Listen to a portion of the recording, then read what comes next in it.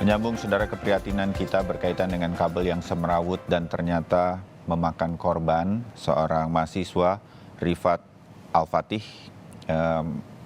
Lehernya terjerat ketika dia mengendarai sepeda motor di kawasan Jalan Antasari di Jakarta Selatan dan saat ini kondisinya cedera lehernya ternyata cukup parah karena terjerat kabel fiber optik dan sekarang tidak bisa berbicara normal. Nah, bagaimana semestinya Pemprov DKI haruskah tegas untuk menindak pemilik kabel yang tidak memperhatikan keamanan dari letak kabel-kabel, mau baik kabel listrik, kabel fiber optik atau kabel apapun yang kita melihat menjuntai memang di pinggir-pinggir jalan di Jakarta dengan tiang-tiangnya. Nah, kita akan perbincangkan pagi hari ini dengan seorang pengamat tata kota, Nirwono Yoga. Mas Nirwono, selamat pagi. Ya, semuanya. Ya, Mas Nirwono, kami menghadirkan tadi bahkan ada reporter kami Abel Insani juga berada di lokasi, hanya sejengkal saja ternyata. Artinya di Pangeran Antasari kita duga menjadi tempat kejadian perkara terhadap mahasiswa Rifat Al-Fatih ini belum dibereskan. Kita menyebut dan menghadirkan laporan ini sebagai sebuah keprihatinan. Ini keprihatinan bagi Mas Nirwono juga? Betul, bahkan sangat memprihatinkan dan sangat mengkhawatirkan sebenarnya kondisinya Mas Bayu. Karena kabel-kabel yang menjuntai itu dapat dengan mudah kita jumpai saat kita keluar rumah menuju ke sekolah, ke kantor, ya, ke pasar. Artinya kabel-kabel yang bergelantungan itu ada di sekitar kita. Artinya apa? Bahaya, mengancam keluarga kita setiap saat di sekitar kita juga nih Mas Bayu. Jadi ini menurut saya sangat mengkhawatirkan dan sangat membahayakan bagi siapapun ya. Kita tentu tidak berharap. Tapi kalau kita lihat kondisinya sekarang, semua itu sangat mengancam keselamatan, terutama pejalan kaki, pengendara motor ya, bahkan juga pengendara mobil ya. Karena kita tahu kondisi kabel-kabel yang bergantungan itu ada di mana-mana di seluruh wilayah DKI Jakarta, bahkan juga di Bodetabek. Itu dengan mudah kita temukan. Satu. Kedua, kita juga melihat belum adanya tanggung jawab atau ketegasan dari pemerintah daerah untuk memaksa ya seluruh operator atau penyedia jasa kabel utilitas tadi untuk segera dipindahkan ke bawah tanah, Mas Bayu. Padahal ini sudah kurang lebih kami sudah merekomendasikan sekitar 20 tahun yang lalu ya. Untuk dalam tanda petik mempunyai payung hukum yang memaksa pihak penyedia jasa utilitas tadi untuk dipindahkan ke bawah tanah tadi, Mas Bayu. Ini yang menjadi catatan.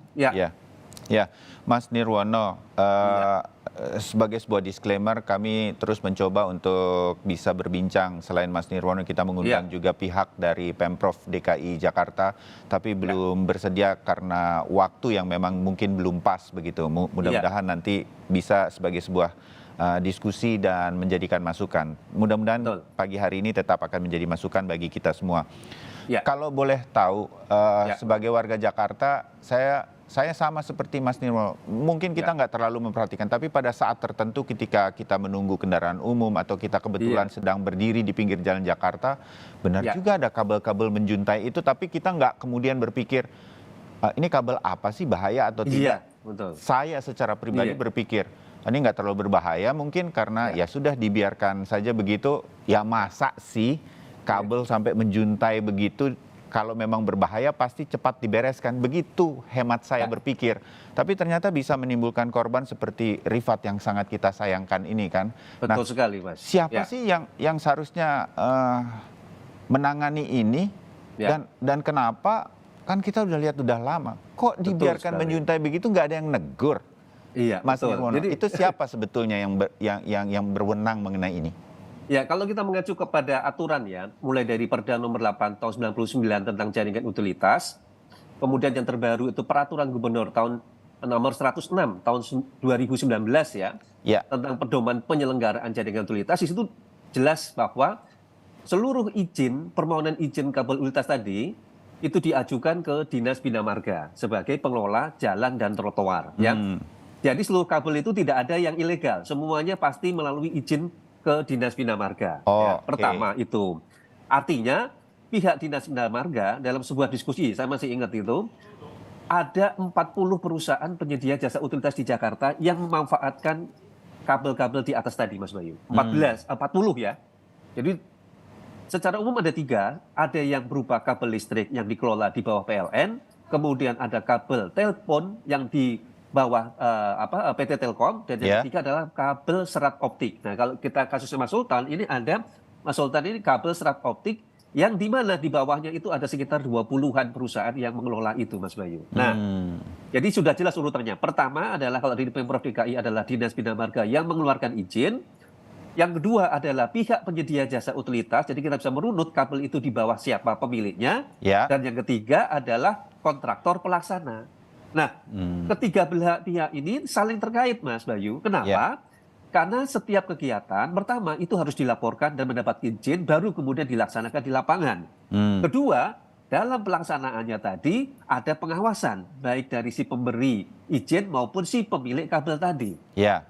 Sehingga kalau ada kejadian seperti sekarang ini, dengan mudah harusnya pihak Pemprov DKI, dalam hal ini diwakili oleh Dinas Bina Marga, itu mengambil alih tanggung jawab. Kemudian dia bisa menegur, bahkan memberi sanksi, meminta pertanggungjawaban kepada si pemilik kabel tadi dan juga kontraktor. Ya. Kalau hal ini diabaikan, maka kita bisa menempuh jalur hukum, karena urutannya jelas. Nah, kedua yang tidak kalah penting tadi, pihak keluarga ya Pak Fatih dan Mas Sultan Ya. bisa memohon kepada PJ Gubernur DKI sekarang untuk meminta perhatian secara serius dari pihak-pihak terkait tadi. Oke, Itu kondisinya. Ini menjadi masukan terutama bagi keluarga Rifat ya, yang sekarang sedang banyak berkonsultasi bagaimana seharusnya kami meminta keadilan dari peristiwa ini yang nggak ada salahnya memang lewat di jalan itu sedemikian rupa kan. Oke. Ya, betul. Mas Nirwono, yang juga saya ingin tahu, teman-teman seperti Mas Nirwono yang peduli terhadap tata kota sudah menyarankan 20 tahun lalu agar ini masuk di bawah tanah. Betul. Apakah memang harus demikian begitu? Dan kemudian kenapa sampai sejauh ini belum juga dilakukan? Itu apa yang terjadi sehingga akhirnya harus makan korban dan kita angkat sebagai keprihatinan? Kita terpaksa jadi berbincang mengenai ini, Mas Nir. Faktanya begini, Mas Bayu, bahwa sekarang kenapa masih banyak kabel-kabel bergelantungan?